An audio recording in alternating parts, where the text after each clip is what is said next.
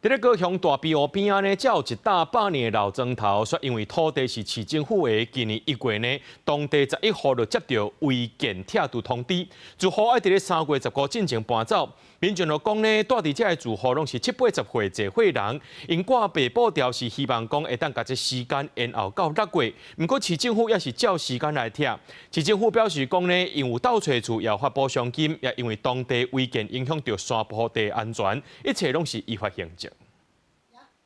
所以迄后壁迄就是咱自己来处理。提出结婚相片，互大家知影以早旧厝生做啥款。今年66岁蔡先生讲，因祖先自日本时代就住伫高雄仁武的定情行者，没想到已经大百多年的厝甲土地，有一天会互强制拆除。蔡先生讲，老辈册读少，开放土地放领时，唔知通登记，土地正做市府的，厝海气袂当登起，外看铁厝来遮，煞变成违建。即卖爱因搬走拆掉，不过1月通知3月15进前就爱搬，时间实在伤逼。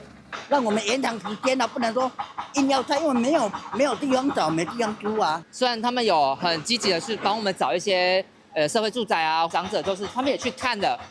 但是就是房子都是那种社宅，都小间的2房1厅的，或是3房1厅的，太小了。民众讲因愿意搬，不过5望时间会当较量力。市府表示，定情行拢总11户拢是市府的土地，真侪人拢无住伫遐，甚至阁说互别人住，嘛有人伫遐汽车库饲粉鸟，拢是违建。长期以来已经造成山坡地安全问题，才决定雨水期进前动工拆除。公务局拆除队这边呢，它其实就是因为了要汛期将至，它要维护公共安全，它必须有一个时间上的压力，它就排定了这样的期程去执行拆迁。那所以呢，原则上应该是照原来这样子的一个进度去执行。你做不好安置的工作也就算了，